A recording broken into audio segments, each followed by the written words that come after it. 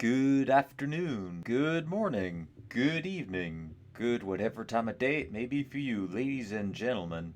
I am the Layback Gamer, and this is 100 Days in Modded Hardcore Minecraft. For those who don't know, I have to survive 100 days in hardcore mode, where one death and game over. Not the first time I've done this, and the last time I was able to complete the challenge. And now we're in 1.16.5, all modded up and ready to go for round 2. I've got 3 goals in mind for this run. 1. Establish a base slash an area for a base to call home. 2. To get a decent trading economy up for armor, tools, and anything else I might need. And number 3, kill the Ender Dragon. Pretty simple, pretty easy. So without further ado, let's get started. Alrighty, so just before we get started, I completely forgot to mention, two major things. Well, I guess two things mixed into one. So, and that's the people who were, inspired me to do this challenge / who came up with it originally. So, the man, Luke the Notable himself, needs no introductions. The original creator of the 100 Days Challenge, and he's going on to survive a impressive 3,000 days. How is he still alive after 3,000 days? Really, seriously. The man's a legend. Definitely go check out his stuff if you haven't heard of him before.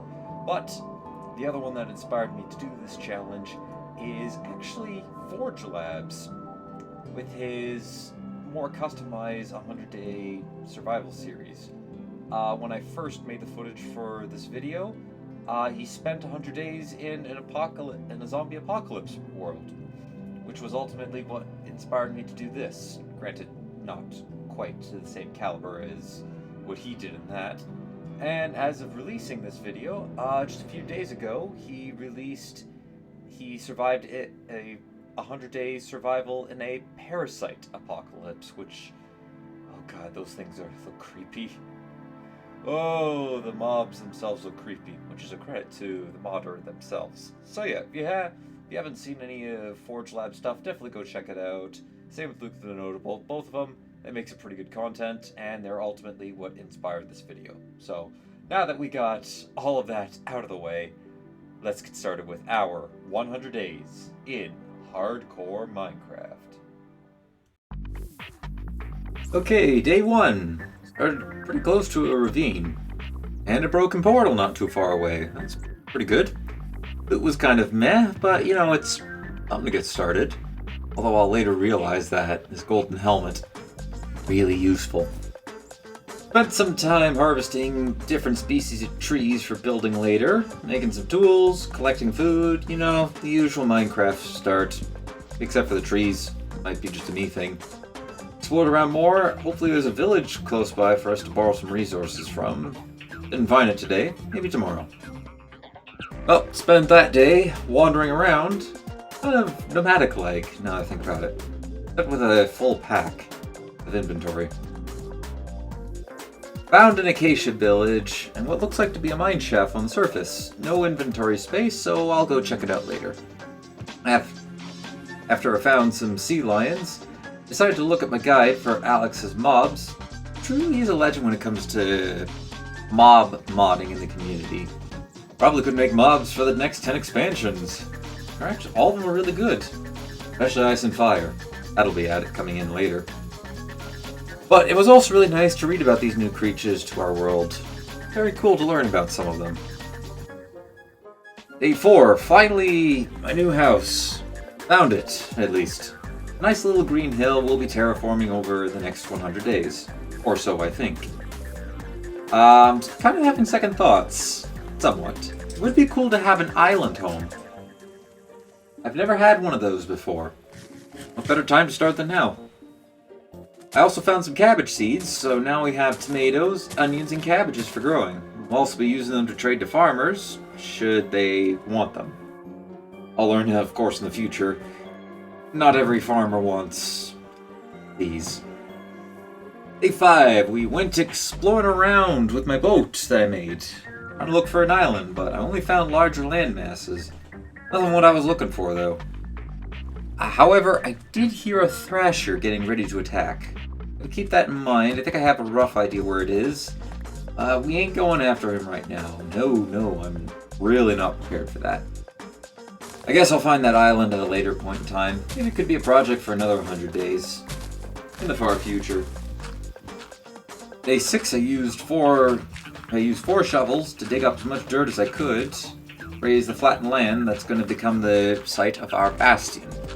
Also laid some markers for our first building, which is an entrance to a mine shaft I'm going to be digging here. Next day, we continued on construction of said mine shaft and the house for it. Waiting on trees, though. They tend to take a while to grow and chop. Started digging downwards, and I don't plan on branching out until Y11. I'm a bit behind schedule, so I'm hoping to find some diamonds mining, get to diamond mining down there before day 20. Why did I write that? I really shouldn't have just bothered with the schedule now, think about it. Anyways, continued on to day 8, digging down to Y11 when I noticed the cave opening I'd found earlier, and an unusual amount of skeletons in it. Yeah, it turns out there's a spawner here. Pretty nice. Thanks to Apotheosis, I'll actually be able to use that later. But not right now. I went back up and found my area being scouted by pillagers. I'm going to avoid them for now. I even head to the village to make sure I was safe for the night. Day 9, went to the mine shaft in the village and found a ladder leading down to the depths. Yeah, not going down there. Hear all the mob noises. Oh, that's a bad life choice. I returned home to see that the pillagers were gone. That's a good thing. Also means that the skeletons around the spawners are likely gone too. So, I secured it. Nothing too difficult. And it'll stay like that until we're ready to relocate it.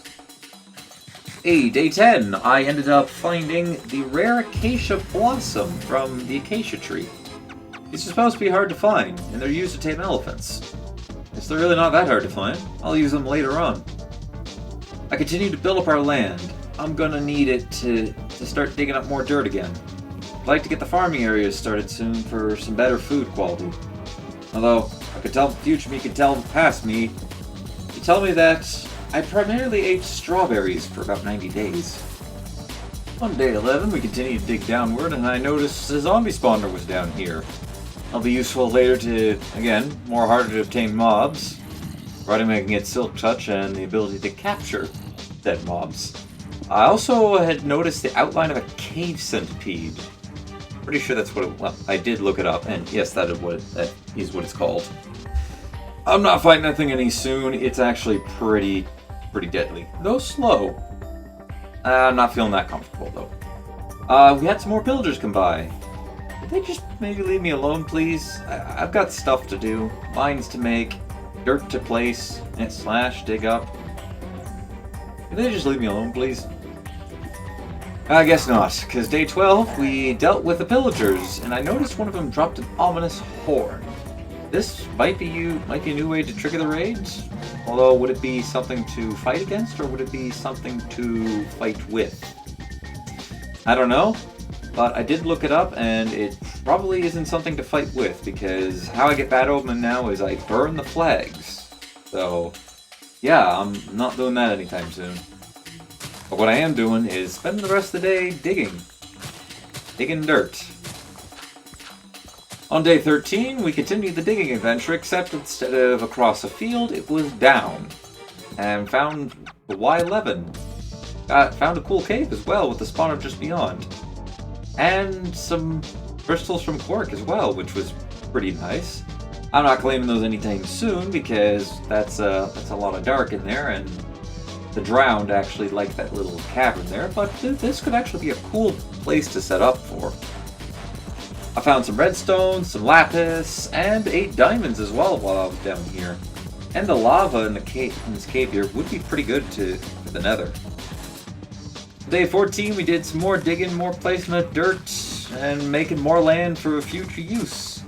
We also started to build the dirt foundation for one of our farm sections. Well, another one, I guess. Started for now, it'll slowly build upwards until I have a section dedicated to each food I can grow. Why did I spend so much time on this? I mean, helps out in the long run, but I am gonna just move this at some point.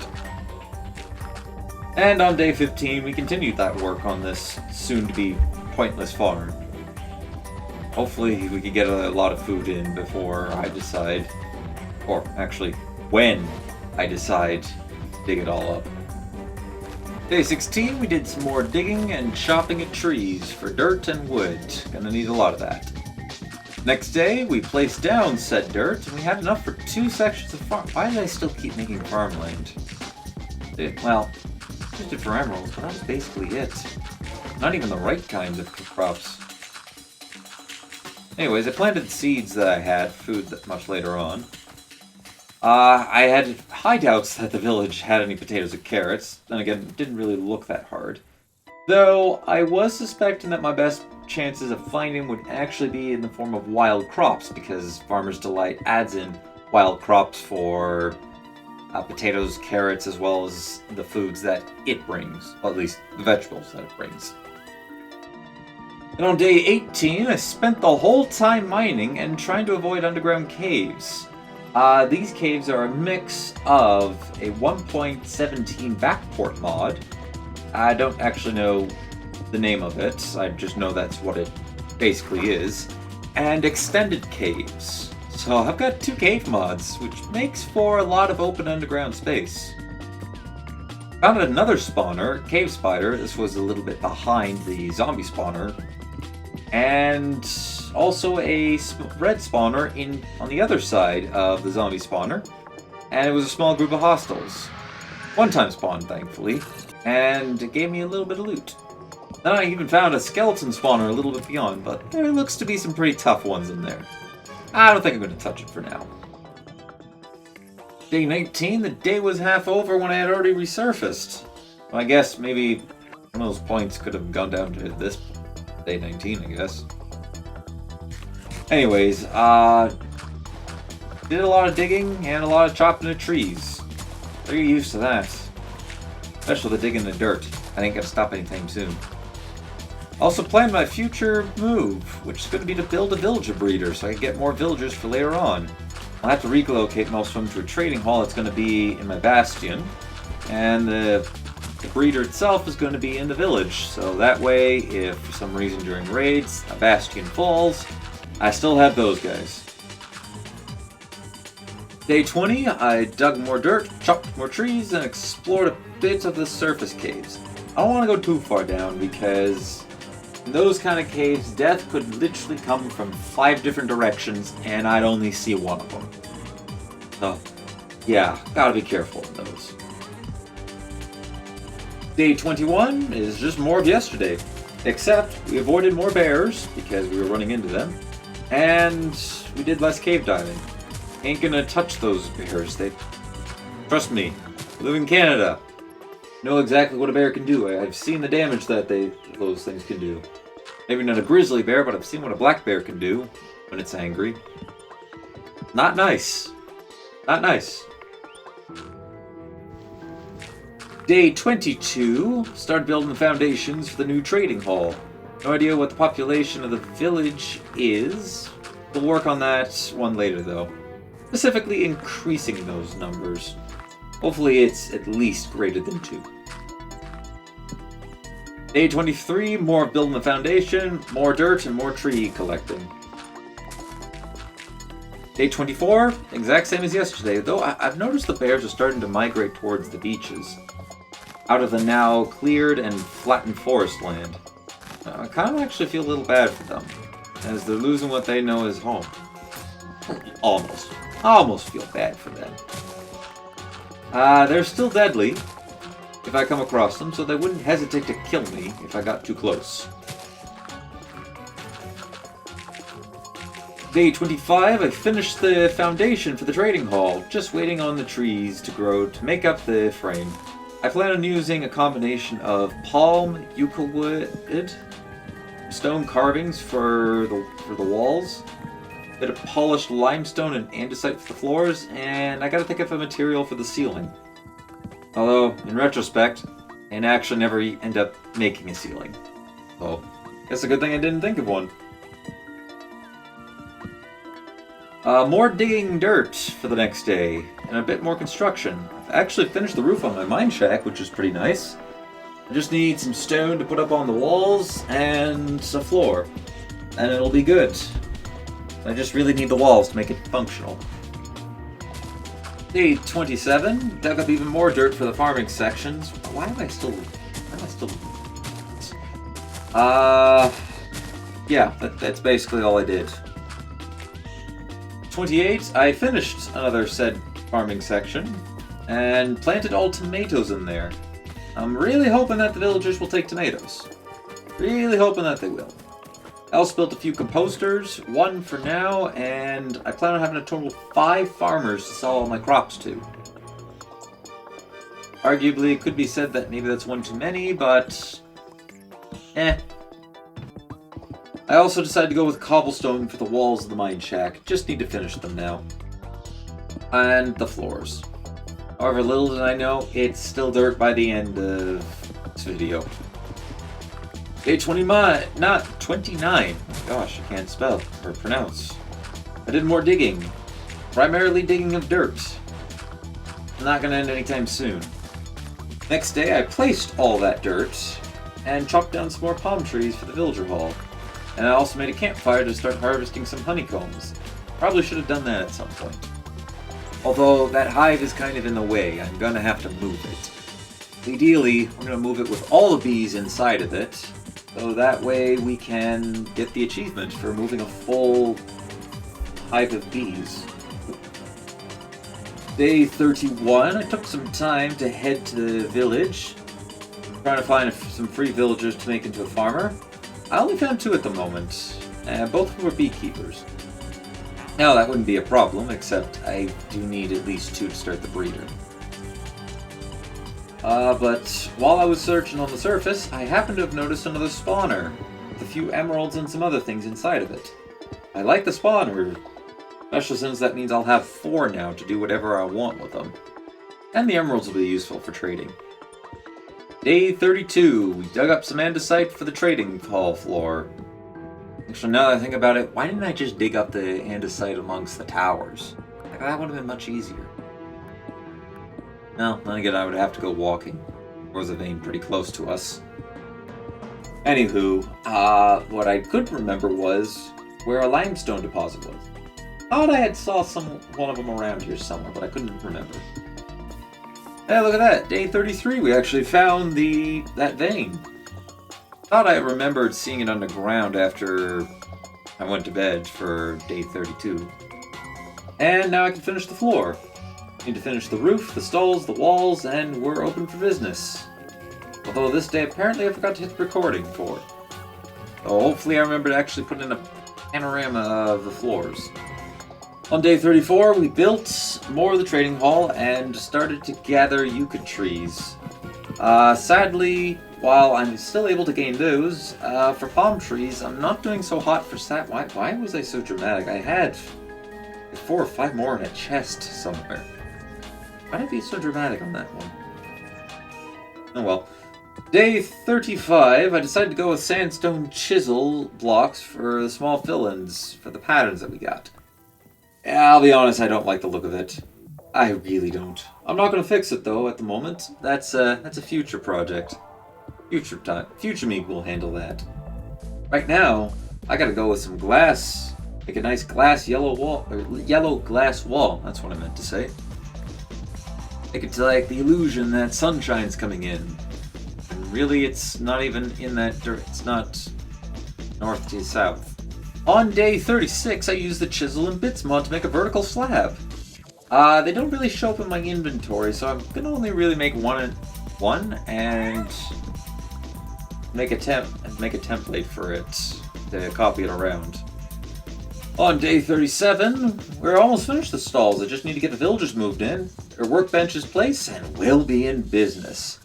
Trading should ideally make up the time that we spent to actually build this hall. Because, well, I'd like to get to the Nether in a few days. And on day 38, they're all finished, minus the villager and the workstation. But I did add some protection to them, a fence gate to block them from any incoming shots from pillagers, or whenever we have raids coming up. Although, in retrospect, I did actually end up taking these down, because they block trades. So yeah, that bit of a waste of wood there, at least for now. Anyways, it's now time to build the villager breeder up so that we can start populating our trading hall. On day 39, we started the construction of what I'm going to be referring to as a cobble hovel. And no, I did not mean for that to sound like that. But it's the villager breeder, essentially. I know how to make automatic ones, so please don't point that out in the comments. I did want to make manual ones where I have to go feed them. Otherwise, and I have had this happen before, but I could have it where there's a bunch of villagers just gathered into a tube. Next thing you know, you got 100 of those suckers wandering around down there. And it tends to cause your game to lag. I know this. I accidentally did that on my server once. And before you know it, on the next day, the hovel is completed. Now I just need to move the beds and villagers into it, which unfortunately is the difficult part of this. The villagers, I mean, not the beds. Imagine if beds were hard to move into something like that. Oh, that would be a nightmare. Though the villagers surprised me on day 41, because I found an easy trick. Just remove their workstations, place them inside the hovel, and they'll go running for it. Because, well, they like work, apparently. They're a sucker for work. I also had to look up on the wiki because I'm used to building an automatic one, so I don't exactly remember what the food requirement is, but all I need is really, I think 12 carrots, 12 potatoes, or 3 loaves of bread. 3 loaves of bread's easy for me to make. I'll do that. No problem. Back into underground. Nope, we didn't actually go underground. I don't know why I said lava pool, then surface much later, but I wanted to go find a lava pool. I wasn't going to go to the one underground because, well, I could possibly find some extra stuff while above ground. Down there, I already know where it is. So, off we went. Unfortunately, I forgot to bring a bed, so we had to improvise. Although, this night scared me. While I was fleeing some mobs, I had broke a block that caused sand to give out from underneath me to lead to a very, very deep ravine. Actually would have died if I didn't clung to the edge and hit the first part. Then I started hearing another mob out there, and I was terrified it was a bone serpent, even though it was making crocodile noises. In retrospect, I really should have suspected that it was a crocodile, as it was making crocodile sounds. What was that? I was past me not thinking of this. I don't know. I remember reading about the bone serpents, and I couldn't remember if it sounded like it'd be a desert-based thing, but no, they're actually found in the Nether in lava lakes of all places. I guess is the second place I would guess. But anyways, I was stuck down there. It was dark out. I didn't want to go up there because I didn't want to die. But just like thinking that I was going to be destined for the grave if I moved at all, which sounds dumb and toast, I managed to survive the night in the hole, and I even found some iron in the process. So, time to continue my adventure. On day 43, our vigilance of staying out here has paid off. Found another village with loot to take. Even found an engineer's hut and a woodcutter station included. I didn't take those. Woodcutters mainly because I would actually get rid of that later on, but not right yet. I also found a compass, but I didn't quite remember how they worked in 1.16. So, for the time being, I opted not to take a bed and sleep in it in case it started pointing towards that. And just as the sun was setting, I had managed to visually see a desert temple in the distance. So, on the morning of day 44, we went down there, and our luck just seems to keep getting better and better. This adventure's paying off tenfold, I tell ya. The temple contained amethysts. No, not the 117 ones. Those are garbage compared to the ones added in from ores above diamonds. These are supposed to be tougher. They make better tools, tougher armor, and well, just deadlier things. It's better than diamond. Long story short. And in addition, I also found a surprisingly small village. This place was tiny. Look at this. A couple of huts, an iron gall. How do these people live here? Doesn't matter to me. I found a lava pool as well, so I got everything that I wanted to explore for. Did everything I wanted to do, which was great. Now the only issue is I gotta make it home in one piece. Day 45, I managed to locate another village, but almost jumped to my death. Yeah, I narrowly avoided that ravine. That would have been a very tragic end to my world, especially avoiding the jaws of one earlier on. I'm pretty sure now if I'm going to die, it's going to be to a ravine. I can sense it coming. Anyways, into the village we went, and I looted the place, had an inventory packed with the stuff I wanted to keep, so it's time to go home. I'll head out the next day. I don't want to lose this to the drowned or any hostile that would spawn in the water at night. Using a combination of my compass as well as somewhat aware of where I was, just from lucky guess, I managed to find my home. Or at least the village that is closest to my home. I can tell it's that because there's a big cobble box in the middle of it. So yeah, it also the breeder works too. Just have to pump more beds, not breads, but more bread, more beds and workstations. We pumping out those villagers for a trading hall. I don't even think I needed those workstations there. Why haven't I? Why I don't ever end up removing them. I don't know why I didn't. I don't think I need them. Anywho, ending off the day, I decided to make a temporary cow pen to start breeding cows. I'm gonna need them for books and bookshelves. I'd prefer to go into the Nether with some experience on my gear. By experience, I mean why'd I say it should be it's enchantments, not experience? On day 47, I was tending to the farm and I almost got attacked by a creeper. No worries though, no worries. Nothing was harmed in the killing of this creeper. Except for him. I guess one thing was harmed. I dug up more dirt. I always need to do that. Never-ending cycle. Day 48, placed more dirt, dug more dirt. Same with day 49. Although I think this is going to be the last I'm going to do for a while. I plan on going to the Nether real soon.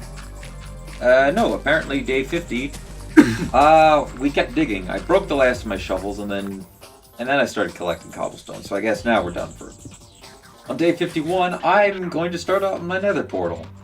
Unlike several designs I've seen out there, including the classic, standard, and obsidian, something as massive as, well, I'm not quite sure what, I don't remember where I saw it that was that big, but we're going with kind of a bit different. Something I personally haven't seen yet, although I guarantee if you wiki it, you probably could. It's a combination between a Oblivion portal and a portal to Cold Harbor, both from the Elder Scrolls universe. I got a really cool idea in mind, but I'm gonna need some blocks from the basalt deltas in order to make this design. Continuing on to the next day, I continue to build the first portion of the portal area, which is going to be a tower. And I'm also going to need some brimstone, one of the new blocks added into the 117 port. And I want that for the stairs because it's got a nice texture, and I think it would go well with the orderly and smoothness of the stone brick. Day 53, we got the tower walls finished and the staircase to the top. I'll need some materials only found in the... Oh, I already mentioned that. I don't know why I'm mentioning it again. But I made a temporary dirt walkway to it. And the portal is now built. It was at this point that I actually did remember something about Alex's mobs being in the Nether. I had forgotten up to this point most of it, but I did remember one thing. I'm surprised I forgot about the bone serpent, but I'd remembered about the Crimson Mosquito. Not specifically what it did, but that it was there. I'm gonna have to look up the book at some point. Anyways, I did another round of crops harvesting and transplanted the onions and beetroots a bit. Day 55. This was it. This was the moment. Time to light the portal. And... nothing. That's not good. I had to go look up, and turns out I have a mod that actually affects this. Yeah, I wasn't expecting this. I thought I had a different Better Portals mod on. That I had Ying's Better Portals. Which basically makes it where in order to get to the Nether, there's an obelisk underground somewhere. Actually, there's many of them underground somewhere. That you have to go to in order to get to the Nether. And seeing as how I had a lot of cave generation going on underground, I didn't really feel like doing that. So this was probably going to be the only time I ever take a mod out mid-series. On day 56, I'm a little ashamed of myself. I lit the portal up, I was about to go in, and I remembered the creatures. So I went and read about them. I read the Crimson Mosquito, the Bone Serpent, the Warped Toad, I think a Soul Vulture, Soul Shriek. I'm not sure, but the point is, few deadly creatures, with the exception of the Warped Toad. I don't know if the Warped Toad's deadly. The main thing that got me nervous was the Crimson Mosquitoes. They remind me of Bloodflies from Dishonored. And a Minecraft version would probably be just as deadly as a pack of them from Dishonored. Well, yeah, I wasn't going to go in there. Not without at least some diamond gear, enchanted for that matter, diamond weapons, and potentially a diamond shield. There's two ways for me to get that kind of stuff, and I opted with the second one. Our first option was mining for them. On day 57, I made the option to go trade for them. I'll just need to build some more beds in the breeder and start amping how much I'm out at their reproduction system. So yeah, I went to the trading hall. Got to start with the farmers, of course. My notes are a little strange. Why did I write it like that? When it comes to moving him to the trading hall, I have to start with a couple farmers so I can get the emeralds. Then I get the armor, then the weaponsmith, and I can get a couple more farmers after that so I can keep the emerald train going. But it was time to do a bit of adventuring. Since I wasn't going to the Nether, I need to go out and go find some wool. Or a new village to plunder beds from. Hopefully nobody will pass word about that. And actually, I also found the broken portal that we started at. Thanks to my pickaxe that I now had, I was also able to get the gold blocks surrounded by the lava. It was nice. Found exactly what I was looking for on day 58. Another village. A little bit closer to where I'd originally spawned. I wonder how different the series would be if we managed to find this village over the other one. Oh well, no use thinking about it. I took all the beds, as many as I could carry, as well as a grindstone and a blast furnace for the workstations of the weapon and armor smiths. Obviously, I'm gonna need those. And on day 59, I fed the villagers more bread. I believe we are almost ready to take one back to the village to become a farmer. I need to do a bit of digging and placing of dirt so I can make a sort of get the villagers to go down this dirt passageway so I can get them to the point where I can boat them into my house, because I don't really feel like boating them across a large stretch of land, so I'm going to take them into the water. Great idea for this, although I have no idea how I'm going to do it in the future, when I eventually do remove this. Day 60 was a success. I managed to get a villager into a boat, transport him back to the dirt passageway, and not quite get him into the hole, but he's almost ready to go in. It started hitting sunset, and I really didn't want to leave him out, so we left him there. Nobody should be able to get in from this side. Day 61 was our first trade day. The farmer had some really good trades. First level were beetroots and onions for emeralds. Second was yucca and aloe for emeralds, and the third is melons for emeralds, and emeralds for cookies. 5 emerald trades, that's pretty good. I'm pretty sure well, actually 6 would be the maximum. So I'll take 5. 5 is pretty good. I'll take that. And I got a second villager on the pathway over. I forgot to remove his profession from the village, which I still don't know why I haven't removed all the blocks there just yet. So I had to go back and remove it, then I placed it back down. And yeah, he'll be ready to go into the hall tomorrow. On day 62, it was a bit of a hassle to get them in there, but I managed to get 2 more villagers into their stalls and decided to make both of them into, well, one into an armor smith and one into a weaponsmith. That way I know what I need to trade for. I'm going to grab one more tomorrow and turn him into a farmer. Now, I know you might be wondering, why not make him into Fletchers? Make him into Fletchers and you can trade sticks. It's an easy trade. And I also had that exact same thought. I went, hey, why am I not making them into Fletchers? This will be much easier to do. Unfortunately for everybody, I wasn't aware that there was currently a bug with Apotheosis that makes a professional unavailable at the moment because the fletching table now has has an added function.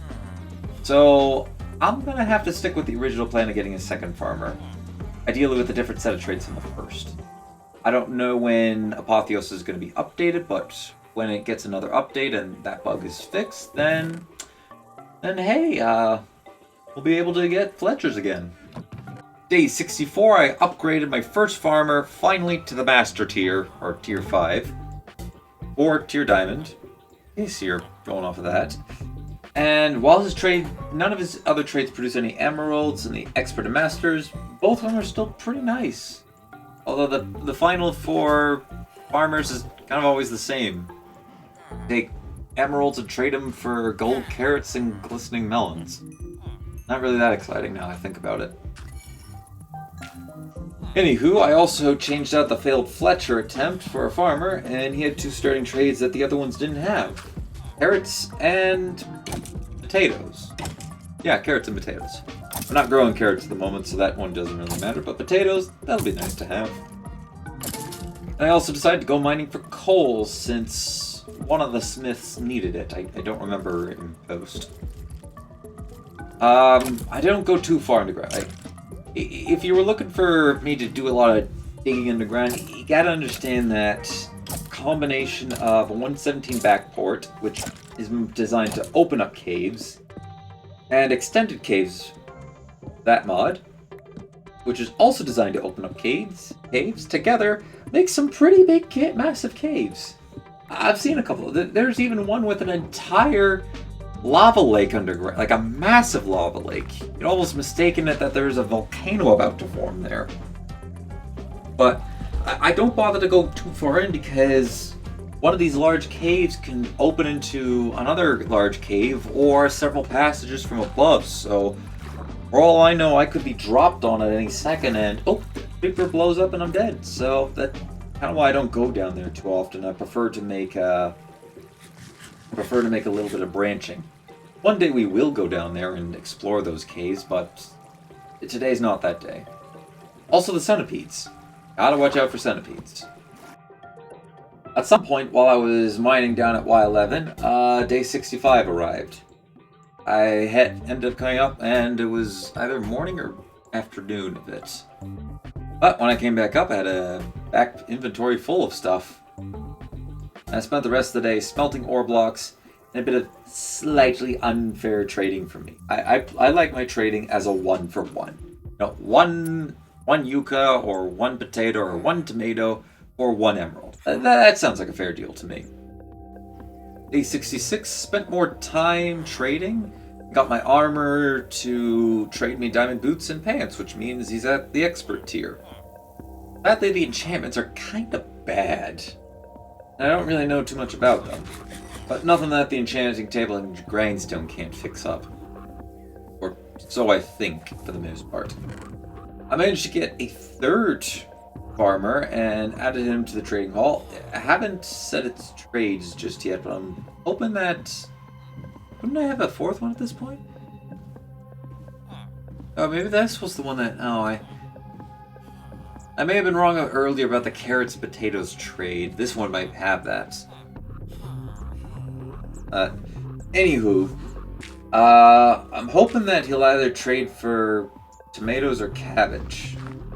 Oh no! Oh wait, no, this is the one. I'm getting my farmers mixed up. I'm not actually watching the footage right now. Regardless, either tomatoes or cabbage in the first trade, and we're golden. Day 67. It took a lot of emeralds, a few diamonds, which kind of hurt. In retrospect, I shouldn't have traded, and a good chunk of my food reserves, in the form of tomatoes mainly, because I found that tomato trade. But I maxed out the weaponsmith and got his final trades. Kinda meh. Diamond Greatsword at Expert's pretty nice. I'll take that. Next day I tended to the crops, and I'm gonna need one more trader. The cabbage is starting to build up too much, and I want to get rid of it. Now, I don't want to compost it. I want to actually put it to good use and get emeralds. So, I'm gonna have to go to the breeder and let the children grow up a little bit. I'm also gonna need a cleric too. And I decided that I need this more than I need a farmer right now, so I forgot I could break brewing stands. What ended up happening was I boated a villager all the way to one of the huts, and I got him set up. I didn't start trading with him just yet, but we got him ready to go. Day 69, I managed to get a fourth farmer back home, but I can't seem to find a cabbage trade. Might not be available until the second tier, I don't know. I accidentally hit him out of frustration, and I don't think he's too happy with me. Not to worry, a little bit of trading will make him happy. Oh, I also gotta try to grow some aloe vera plants, but I got no idea how to do it. It's not working the way that most other crops do. I'm gonna have to look at it either on Discord or Wiki for that. On day 70, I figured out how to grow aloe vera. I just need arid soil, which is pretty easy to find since you can only really get aloe vera from the place that arid soil is also found in. The arid desert. Weird name. That's a pretty self-explanatory name now I think about it. So, back there I go to gather more aloe and some sand.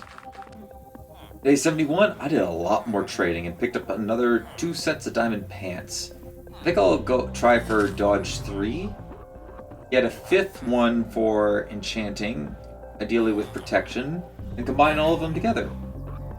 And tomorrow, seeing as how the aloe traders are still at 1 aloe for an emerald, the best kind of trade, I'm going to use most of my bones to try to get more. Also, I'll do the same with the yucca fruit that's growing off of the tree. Next day, I continue farming the whole day. But, I need those emeralds for the diamond armor. You don't like watching the farming? Skip ahead a couple seconds. I also am trying to stall for time so that the cows can grow. I need more of them so I can get the leather. I also upgraded the last farmer to the 2nd level. And sadly, he doesn't take cabbage trades, which kind of sucked. But he does take strawberries. And I got some strawberries around here, so that works out. That works out nicely. Day 73, we decided it would be a partial harvest day of our cows. Not almost everything. I'm going to be doing it with a knife from Farmer's Delight to see if they drop anything extra. Spoiler, they don't. Although I know the knife will give it an increased chance to drop, I think increased chance to drop more leather, if I remember correctly, or something along those lines. I don't remember. In addition to potentially dropping new things. I imagine pigs would probably drop something new if I attacked them with the Farmer's Delight knife. Point is, I got leather, I got meat, and the leather is going to be useful for bookshelves. Day 74, I got to Enchanting. I don't know what mod I'm using for the enchanting system. I don't think it's Apotheosis. This definitely looks a bit different from Apotheosis. If I remember correctly from the previous 100 days that I did on 1.16.1. Anyways, I kind of like this system. Feels like we're playing a little bit of Tetris in here. I like that. And what's interesting is that with this system, I can put protection, fire protection, blast protection, and projectile protect, all the protections onto my gear. And I can even combine them together and it'll still keep them. So I can make some pretty powerful god tier armor in the future. Though I'm probably gonna make it out of netherite black opal armor, which is tougher than amethyst armor. On day 75 I was playing around with enchanting more and I got some good enchantments. However, I ran out of experience in order to keep going. See, I have to have a specific experience level in order to keep adding more on. Obviously, it costs 1 or 2 experience points to add more enchantments onto it. I think the idea is you can have this really specified, or not specified, but this big setup for enchanting. And with it, you can get like some ridiculous levels of some ridiculous enchantments put onto it. You're lucky you could get 4, although with the perfect configuration, you might be able to get 5. I've only been able to get 4 on this. Anyways, that's enough about enchanting for that day. I went out to search for more aloe vera to sell to the villagers. I could use a nice stockpile of emeralds to buy whatever I like.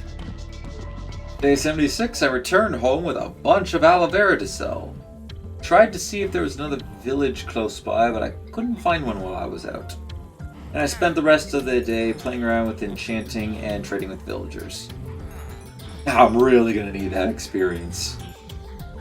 Got my new chest plate completed on day 77, for now at least. I can clearly get more enchantments placed on it and at higher levels. I just need to experience to get there. And more bookshelves for that matter, since they seem to be tied to that still. Seeing as how I don't have any means of getting experience quickly, and I could use some more bones, I tried to go for an infinity bow and go on a monster hunt tonight. The first night that I stay up. So, unfortunately, it wasn't that big of a success. I did get a lot of mob drops, but not a whole lot of bones, or experience. I did get bones. There is one other way to do this, for the time being, and that is to get a cleric set up and waiting for use. Well, actually, I had one. Oh, not sure why I said I'm gonna get one. And I have a bunch of emeralds to max out his tradings to get to the point where he can trade experience potions, so why not? Worked like a charm.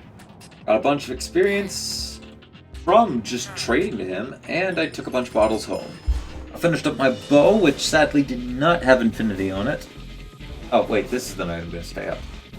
My bad. Yeah, this is the night I stayed up. I got more experience. I didn't get as much as I was hoping for, but I did get a bunch. Okay, so I know it's about the previous night actually happened on the night of day 78.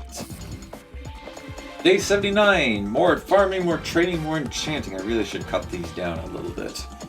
I'm gonna get my boots enchanted, then head into the Nether. That way I have a piece of gold on my head, and the piglins will stay away. Gotta be honest though, very nervous. I could die from these Alex Mobs creatures. I'm a little scared. Day 80, I decided to get a cartographer from a trading hall to trade for paper. And sugarcane. I also plant a bunch of it. Why did I write it like that? Anywho, hopefully in a couple days we'll have enough experience to finish the pickaxe and boots for another adventure. And from day 81 to day 84, I basically did farming, enchanting, and trading.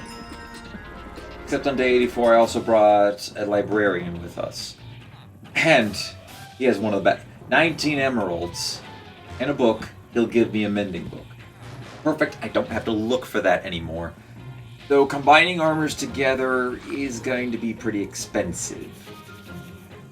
In the words of a great pirate, it's going to be very expensive. No, that was a terrible. I am so sorry. That was a terrible accent.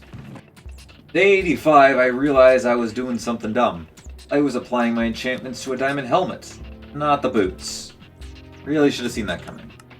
Bit of a setback, but I did manage to get a few things of protection on the boots. And now with a full set of enchanted gear and a pretty good sword, I hopped into the Nether. I'm now realizing that earlier I said I lit the portal. I didn't light the portal earlier. That was my mistake. I thought I had. I was trying to light it in a test world to see if it would. Try to figure out what was wrong with it, but no, that was in a test world. That was not this world. Anyways, I also took the book with me in case I missed a couple of mobs that I might sight in the Nether. I knew about the 4 and where to avoid. I didn't want to go into a crimson forest to encounter the mosquitoes. I want to stay above lava lakes so I don't end up getting hit by the bone serpents. I want to stay out of Soul Sand Valley so I don't see the Soul Vulture, or whatever it's called. And I was questioning staying out of Warped Forest because I was looking at an update for that mod and realized that it mentioned something about a variant of the mosquitoes that spawn in the Warped Forest. However, there are also the Warped Toads in there, so I played it safe and just avoided the place, which meant the only 2 places I could go without encountering these new mobs, and turns out to be the safest places, are the Nether Wastes, so the default, and the Basalt Deltas, which many people would call the more dangerous of the other biomes there. Not when you have Alex mobs on, they aren't. And kind of a good news, when I spawned in, I spawned somewhere inside a giant wall of netherrack, a little crevice cut out into it. The bad news is, though, I realized that in front of me is going to be a crimson forest. My right is a crimson forest, and there's likely going to be a crimson forest to my left. So, the only other way to dig is behind us. Thankfully, I tunneled into a basalt delta, so I knew that I was going to be safe from these new mobs, unless I come too close to the border between the biomes, in which case, then I would be in trouble. But being in a delta, I was happy with that. Unfortunately, I ran out of torches, and I have to go back and grab more. And look, day 86, while I was there, I also enchanted my sword with a few enchantments. Also including Leech. So now I'll be able to sap some health back. Not a whole lot of health as I come to figure out, but it could make the difference between life and death. And I continued digging, and digging, and digging through the netherrack, and the basalt, and the blackstone. Until finally, I found an opening that apparently didn't lead anywhere. But then I kept digging and I found another opening. And it was kind of surprising for me to come to the realization that this is now one of the safest biomes for me to be in, because the only thing I have to worry, well, there's 2 things. The only mob I have to worry about is the magma cubes. They're easy to take out, and I have to worry about accidentally getting shoved into a 1x1 thing of lava below me, because otherwise we're going to die. I did forget about the fire protection I had on my gear, so that's going to become obvious a little bit later. But we kept digging. I kept digging around. Kept exploring on day 87. Cautious, very cautious, because I feared what the nether mobs could do to me, as well as what the nether itself could do. And I think that's a big reason why I was able to make it to the fortress on day 88. At long last, I'd found it. The best part was, it was partially in the wastes, and partially in the deltas. So, we gotta get in there, get loot, and find those blaze rods. I traversed the fortress, finding a ton of loot. Primarily runes. And I even found black opals, which, like I said, they're tougher than amethysts. They're harder to find, and they make better tools. And these ones, I don't think you can do it for amethysts, but I know for black opal armor, you can upgrade that to netherite black opal armor. So, any netherite that we find is going to go onto that. I don't want to waste it on diamond armor for now. I'm going to bank all those black opals. Well, at least most of them. I am going to make a pickaxe out of some of those. Just need to find the blaze rods, and we're home free. So, day 89. I think I forgot to mention this in my notes. I did do a little bit of trading, I thought. Did I do a bit of trading? No, I didn't do a bit of trading at this point. That's coming up, though. Day 89 was a bit of a struggle, because we thought... I don't remember the name of it, but I know it was a mob that was outvoted. I think it was outvoted in place of the Phantoms. It was, I don't know, I dubbed it an Elite Blaze. Big thing that has shields around it that can protect it from damage, launches, just bathes the area in flames. Basically makes fire resistance potions very much needed in the Nether. Especially since this isn't the first time I'm going to fight against these. No, they're not restricted to just spawning at spawners in a fortress. They can spawn anywhere in the Nether. I'm not sure if I'll have any clips about that, but they do spawn elsewhere. But we ended up getting the blaze rods that we needed. Enough that we can easily craft a brewing standard 2, have enough for pearls, and can make a couple of strength potions. And still power for potions later, so we don't need to come back for blaze rods for now. Time to head home. Just need to get those pearls and we can end this challenge for the first 100 days. Now, where's home? I kind of got lost. Okay, I'll admit, I did get lost, day 90. But I finally found the pathway that leads back towards home, or at least one of them. Since there are several of them that kind of come to this one area and then leads back. The point is I'm on the track to home. Though I don't have any pearls, it's kind of a problem, and I've gone through about 2 stacks of gold by now, and not a single pearl drop. It's a little frustrating. As you might see, I lashed out on the piglins, and accidentally made 10 of them angry, and that's a little too many for me to take on, so I had to get out of there. I got back day 91 defeated by the Nether. We found the fortress. We survived. But I only walked away with 3 pearls. Terrible amounts. Not enough for the portal. Definitely not enough. I've got no choice but to try get a new greatsword, get looting, and go kill Enderman, because I don't think I'll have enough time to mine up more gold. At least I didn't think I did. It'll be rough. With a looting 3 sword, I might be able to get the pearls. I've also got 51 levels to place into a new sword. Day 92, I had one more place to look before I decided to craft the new sword with looting. That's trading. Clerics, I do remember, have a pearl trade available for them. The expert level, but sadly amongst 3 clerics, including the first one that we made, none of them had the trade.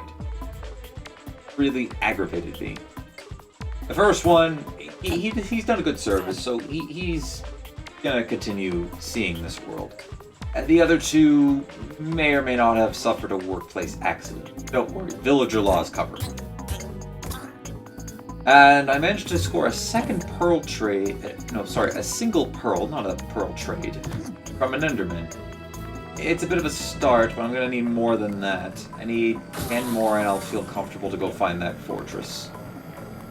Alright, so just as a heads up before we go into these final 8 days, I did a little bit of a slip up and I got to resume recording the next 8 days, so yeah, that was a very dumb move on my part. I don't know why I didn't see it or notice it. All I know is I was beating myself up a little bit after the fact. So, to kind of act as background footage, I decided to quickly do a few minutes of a world tour to essentially show off what I've done and everything that I've collected. So you guys kind of get an idea on what I have built up. I don't think I'm going to end up doing this in 200 days that I have recorded already, just as a bit of a heads up, but yeah. So enjoy the next 8 days while I sort of talk in the background and we go touring my world. Day 93, I spent the day farming for crops, turning them into emeralds, digging sand for emeralds, and I crafted a black opal pickaxe. This one's going to get the best enchantments I can find, and only the best for the rarest and toughest pickaxe I've made in these 100 days. Day 94, I'm heading back to the Nether to get more gold. This is it for me. I can't get these pearls in the next couple of days. We ain't finishing this challenge. And I know if we could find a ton of veins, we can definitely get the gold to barter for this. Unfortunately, I forgot a crafting table, so I have to go back home. And I also ran out of torches. So I have to go back home for that too. But instead of heading back into the Nether for whatever reason, I decided to fight the hostiles in the night. Even though there was no Enderman in sight, I decided that was a dumb idea on my part. But at least I did get to show the progression mod that I have. It makes them tougher than our usual band of zombies and skeletons. They now come armored, enchanted armor, more enchanted weapons. Didn't really feel them though. As well. A, armor's pretty good, and B, anytime they tried to hit me, didn't do as much damage. And C, whenever they did hit me, they go flying back. Why did I do this? I mean, yeah, I did get to show off the difficulty progression mod that I have installed, where bands of hostile mobs spawn. Some of them are tougher than others. Some of them have enchanted armor. And they might even hit harder, who knows? I couldn't really tell because I'm all dressed up in diamond. Not that I really could if they swarmed me, because as soon as they touched me, they just go flying. But I really don't know why I decided to stay and fight these hostiles. I need all the time I can to finding gold nuggets, since that realistically, at this rate, I'm more likely to get a barter than find an Enderman. Day 95, we went back to bartering with piglins, and I spotted a crimson mosquito. I panicked. I was panicking. I didn't know how deadly they were. I tried to shoot it. I couldn't get it. I was just panicking because I didn't want to die. If the description was right, it seemed like they were going to just stay attached to me and completely suck the life out of me until I was dead, and I didn't want that to happen. So I was anxiously staying back, trying to shoot at one, and hoping that if it did come close enough, that my great sword would be enough to smack it away. But if there was anything good to come from today, I picked up 5 more pearls, which is awesome. I think that brings my total up to 8. Meaning all I need is as many as low as 2, and as high as 1 more barter deal. Get the ender pearls on the. I'll try to find the ender fortress the end fortress with just 12 pearls or 12 eyes. I can always count on a fortress to potentially have either 1 eye in a socket or a pearl in a chest. So it's kind of that rule. It's a rule of thumb because I've never seen without. So I'm banking on that keeping true. I'm pretty sure it would. Except we're not going to figure that out in these 100 days. Because it's official. Day 96, I don't think I'm going to make it to the end. There's just no Enderman spawning topside. Which says a lot for the caverns underneath the ground. And the pearl trades from the piglins have just been non-existent. Or should I say barters. And the villagers, the clerics, they just haven't been giving me any good trades for them. So, if I do not find them tomorrow, then no Ender Dragon for me within these 100 days. I'm already prepared to say that it's not going to happen. Look at that. Day 97. Exactly what happened. I'm not going to be able to go to the end within these 100 days. I only got 2 pearls from bartering, and unless I want to go further into a crimson forest or try to look around elsewhere, I'm just not. I can't find any more veins of gold nuggets. Oh, that was it. And I even blew I should have used a fire resistance potion when I got caught on fire, but instead I used a pearl, which brought me down by 1. But yeah, no Ender Dragon fight within these 100 days. Kind of depressed. I'm gonna give it one more try with the villagers tomorrow, but I highly doubt it. I'm a little pessimistic about it. Or I guess realistic about it at this point. I don't know which. Like I predicted, the villagers have failed me again. I'm not going to the end of these 100 days. Guess we'll save that for another 100. Now, I guess I'll just farm, trade, plan for the next 100 days, try to think, what am I going to do? Day 99, 1 day to go before we have finished surviving 100 days in hardcore. Spent the day farming, organizing my chests, and a bit of digging. I've figured out what I'm going to do the next 100 days, including how I'm going to title the next 100 days.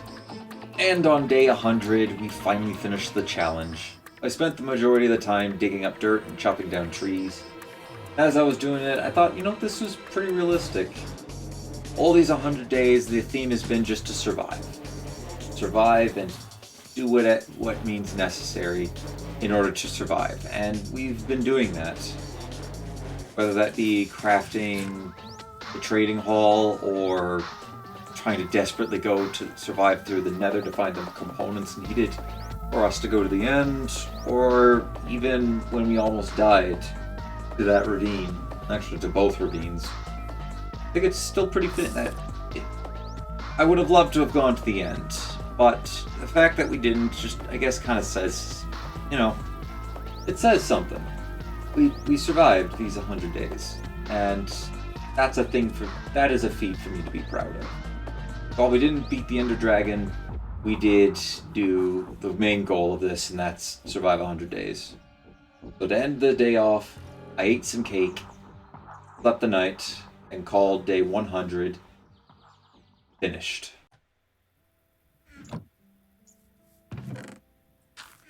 And that wraps up our 100 days in hardcore Minecraft.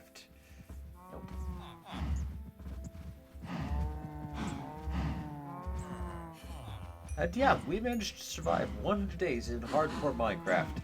I'm currently... No.